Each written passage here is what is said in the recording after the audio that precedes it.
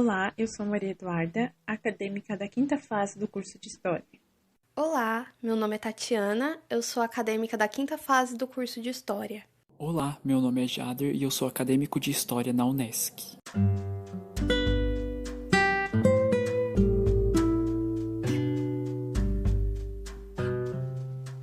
Anita Garibaldi. Provavelmente você já deve ter ouvido falar desse nome. Hoje em dia, a figura de Anita é constantemente exaltada, chamada de heroína de dois mundos por ter lutado em revoltas tanto no Brasil quanto na Itália, ao lado de seu marido, que também é uma figura histórica conhecida, Giuseppe Garibaldi.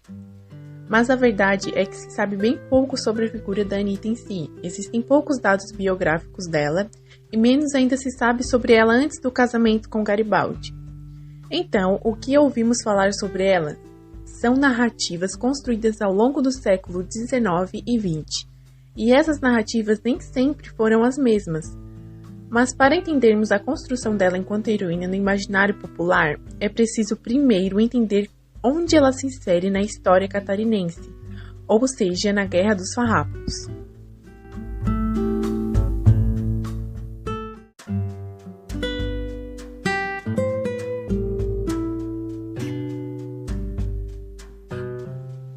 Então, para nos contextualizar, o que foi a Guerra dos Farrapos ou Revolução Farroupilha? Então, a Guerra dos Farrapos, ou Revolução Farroupilha, foi um acontecimento histórico que aconteceu no século XIX, entre os anos de 1835 e 1845. Ela começou no Rio Grande do Sul, mas posteriormente se estendeu até Santa Catarina. Bom, mas para falar desse assunto, é preciso deixar claro que existe o fato histórico, tal como ele aconteceu lá no século XIX, e existem suas apropriações, ou seja, como ele é visto no imaginário coletivo. Por exemplo, o que a Guerra dos Farrapos significou lá no século XIX não é necessariamente a mesma coisa que significa hoje, no imaginário popular, em especial no imaginário dos gaúchos. Por exemplo, o próprio nome que se dá a essa guerra, Revolução Farroupilha, já dá uma dimensão do que é isso, porque o termo revolução geralmente é utilizado para situações que mudam as estruturas da sociedade. Isso pode ser feito através de uma revolta popular ou não. Por exemplo, uma revolução muito famosa, a Revolução Francesa, ocorreu através de uma revolta que pôs fim ao regime absolutista na França, ou seja, houve ali uma grande mudança estrutural na sociedade. Mas também tem revoluções que não são feitas através de revoltas populares, como, por exemplo, a Revolução Industrial. A Revolução Industrial mudou todos os paradigmas e modos de viver da sociedade. Foram grandes mudanças estruturais, mesmo sem uma revolta popular. Mas a Revolução Farroupilha não desencadeou nenhuma grande mudança estrutural, até porque os farrapos perderam. Então, o próprio uso do termo revolução já é uma forma de tentar exaltar, de tentar dar uma maior importância ou significado para esse movimento. E o próprio fato de os farroupilhas terem perdido a guerra já dá uma dimensão de como o imaginário da Revolução Farroupilha é fora do comum. Porque, em geral, a história que é lembrada, que é rememorada, é a história dos vencedores.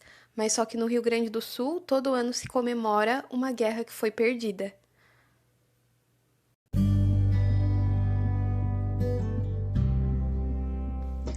Então, como ocorrem as apropriações em torno desse movimento? Como um acontecimento histórico tem a sua memória modificada no imaginário popular? Geralmente são decisões deliberadas que levam a isso. Por exemplo, desde 1970 existe no Rio Grande do Sul a comemoração da Semana Farroupilha. Essa semana antecede o dia 20 de setembro, que foi o dia em que as forças farroupilhas tomaram Porto Alegre e destituíram o presidente da província. O ato de ritualizar uma data cria uma espécie de mito fundador. Um mito fundador é uma narrativa sobre o nascimento de um local que se situa em um tempo ahistórico. Sabe quando vamos contar uma história e começamos por "era uma vez", e então parece que aquela história ocorreu num tempo distante, intocável, fora da história? Um mito fundador é tipo isso. uma história criada para estar no imaginário popular como o mito fundante daquela região, e a Revolução Farroupilha acaba sendo o mito fundador do Rio Grande do Sul, sempre ritualizando e rememorando um contexto histórico que não existiu, com a intenção de criar e fortalecer a identidade rio-grandense. Nós vamos ver ainda o que a historiografia acadêmica tem a dizer sobre essa guerra, mas é bem diferente da imagem de um movimento heróico que uniu todo o Estado que costuma figurar no imaginário coletivo.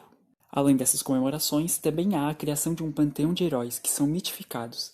Então criam-se cidades, ruas, etc. com seus nomes, e eles são constantemente lembrados. Sobre isso, nós vamos falar especialmente da Anita Garibaldi e sobre como os símbolos criados em torno dela foram posteriores à guerra.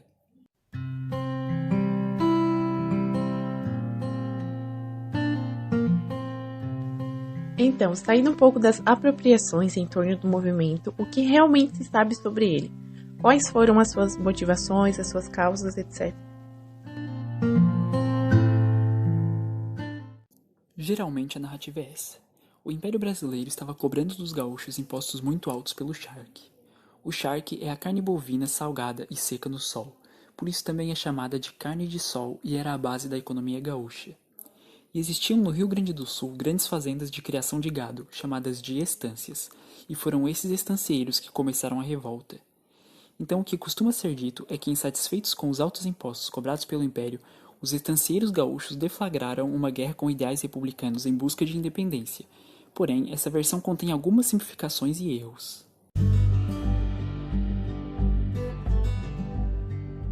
Então, vamos nos contextualizar. Quem eram os farrapos?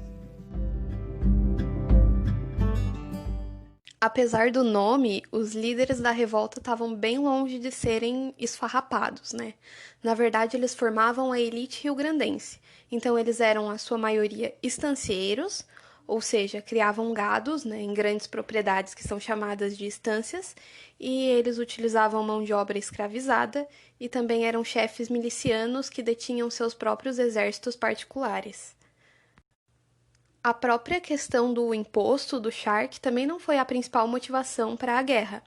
Isso porque os charqueadores eles vendiam charque para o Rio de Janeiro. Então eles dependiam do rio para comprar charque e por isso se mantiveram leais ao governo central. Mas só que também existia uma série de queixas dessa elite rio-grandense, que levou até a deflagração da guerra. Uma série de insatisfações com o governo central. Por exemplo, no ano de 1835, foi estabelecido um imposto sobre as áreas de pastagem, além de vários pequenos impostos sobre esporas, estribos e outros objetos. Esses objetos são necessários para criar gado, então, com isso, o governo estava impondo um imposto sobre os meios de produção e não sobre o produto final, que era o charque. Anos antes, houve a Guerra da Cisplatina. Nessa guerra, os estancieiros rio-grandenses se sentiram bem prejudicados pelo governo central. Eles se sentiram muito desgastados e acreditaram que o governo tinha mandado uma liderança ruim para eles.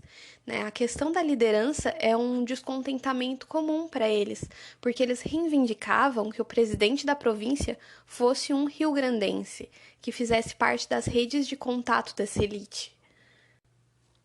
Então, a questão da liderança é a maior motivação da guerra, por causa da falta de representação deles frente ao governo central do Rio de Janeiro.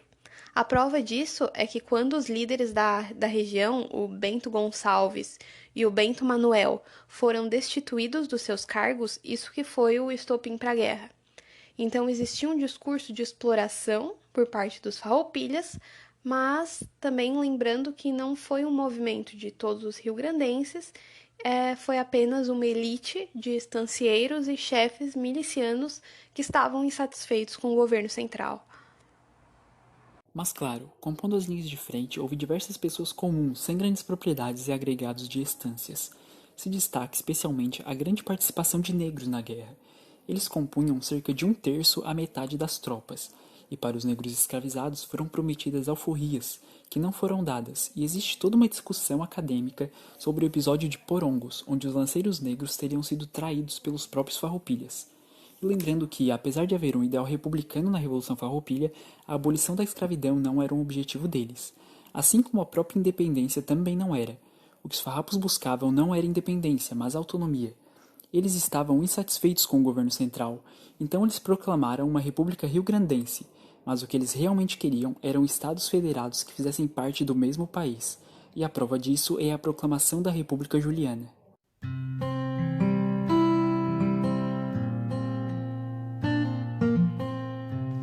Então, como tudo isso entra na história de Santa Catarina e o que foi a República Juliana? Chegou um ponto da guerra em que os revoltosos precisavam de um porto, um acesso marítimo. Porém, o porto de Rio Grande estava sob o domínio imperial, então foi nesse momento que a revolta avançou para Santa Catarina. Os objetivos dos farrapos eram conseguir acesso a um porto e avançar em direção a outras províncias para formar uma federação de estados autônomos, como já foi mencionado. O porto escolhido foi o porto de Laguna, e os líderes do ataque foram Giuseppe Garibaldi e Davi Canabarro. Eles não encontraram muita resistência e conseguiram tomar o porto. Então eles proclamaram a República Juliana, e esse nome foi escolhido porque era mês de julho, mas essa república também já foi chamada de República Catarinense. Sim, e houve a princípio, e por vários fatores, um apoio da população lagunense aos farrapos, mas isso não foi unânime e também logo depois essa relação foi minguando. Isso porque as batalhas, os saques e os abusos do período de guerra prejudicaram muito Laguna e as cidades catarinenses e desgastaram a relação entre os catarinenses e os farroupilhas. Em especial, algumas ações muito violentas dos farrapos, como por exemplo o saque de Maruí, geraram um sentimento de aversão por parte dos lagunenses, e mesmo aqueles que no começo apoiaram os farrapos foram mudando de ideia. Então, por isso Laguna apoiou a vinda do exército imperial para deter os farrapos. Os revoltosos tinham conseguido dominar cerca de metade da província de Santa Catarina, mas todos esses fatores juntos levaram à derrota dos farrapos, e com isso ao fim da República Juliana.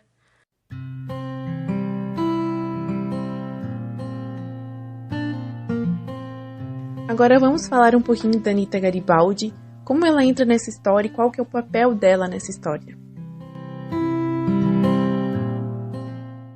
Nessa época, Anita Garibaldi, até então Ana Maria de Jesus Ribeiro, era uma moradora de Laguna, e pouco se sabe sobre a vida dela até esse momento. O que se sabe é que ela teve um primeiro casamento, mas conheceu e se apaixonou por Giuseppe Garibaldi, se juntando então aos revolucionários. Ela lutou ao lado de Giuseppe pela Revolução Farroupilha e depois foi com ele para a Itália, onde também participou das lutas pela unificação italiana e morreu em 1849.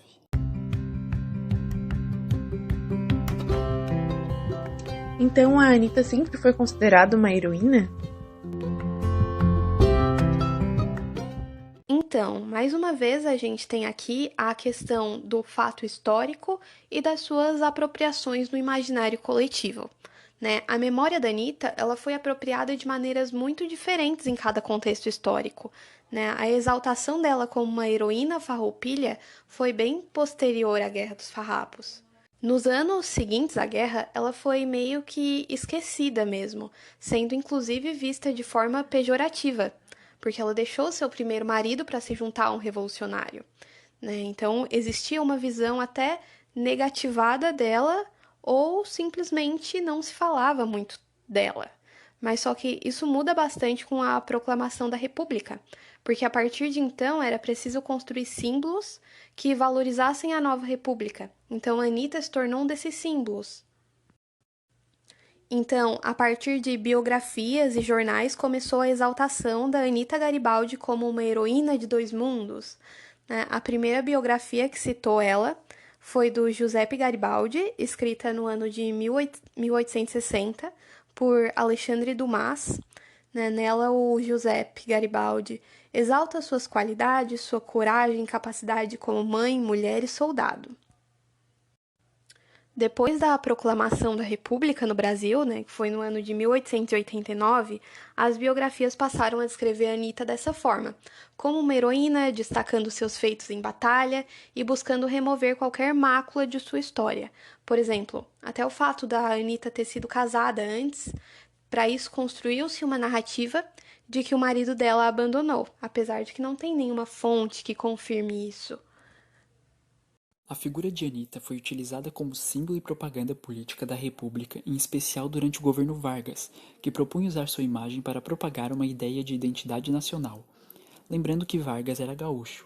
Então, para os lagunenses, rememorar Anitta no centenário da Revolução, em 1939, era uma forma de se aproximar do Rio Grande e, consequentemente, do governo de Vargas. A exaltação de Anitta como figura heróica ocorreu tanto na Itália como no Brasil, o que deu a ela a alcunha de a heroína de dois mundos. Diversas formas de homenagem foram feitas a ela. Além das biografias, foi erguida uma estátua de Anitta na Itália e a chamada Casa de Anitta está aberta para visitação em Laguna. Porém, Anitta nunca morou na casa, apenas vestiu-se para o primeiro casamento lá. Isso mostra um pouco como são feitas essas construções de memórias em cima de personagens históricos.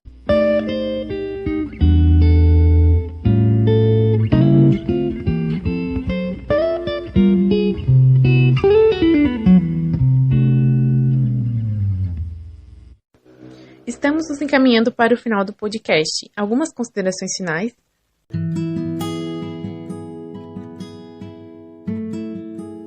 Bom, a Guerra dos Farrapos é, sem dúvida, uma parte importante da história rio-grandense e catarinense.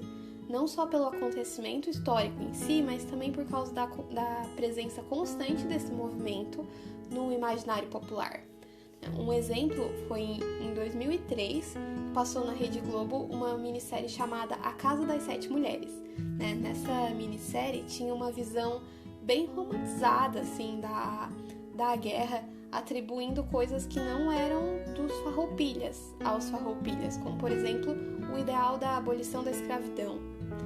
A intenção desse podcast, então, foi desmistificar um pouco o acontecimento, porque nós não estamos falando de mocinhos ou de vilões, mas de pessoas, e essas pessoas estavam inseridas num contexto histórico específico.